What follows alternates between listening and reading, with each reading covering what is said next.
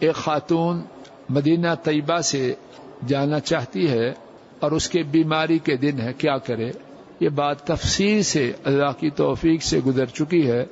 حیض یا زچگی عمرہ کے یہ احرام کے انعقاد میں، عمرہ کے یہ احرام باندھنے میں رکاوٹ نہیں۔ غسل کرے، لنگوٹ کسے، احرام میں داخل ہو جائے، مکہ شریف پہنچے، بیت اللہ میں نہ جائے، جہاں ٹھہری ہے وہاں احرام کی حالت میں رہے، لبیک پکارتی رہے، اللہ کا ذکر کرتی رہے، دعائیں مانگتی رہے۔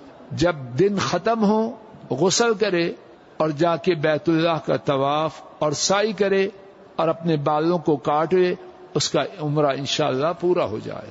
اور اگر 8 تاریخ تک پاک نہ ہو تو 8 تاریخ کو غسل کرے، لنگوٹ کسے، حج کے لیے روانہ ہو جائے اور اپنے عمرے کو چھوڑ دے۔ جب پاک ہو ایک طواف کرے، ایک سعی کرے، تو اللہ تعالیٰ اسے حج اور عمرہ دونوں کا ایک طواف اور ایک سعی سے ثواب عطا فرمائے۔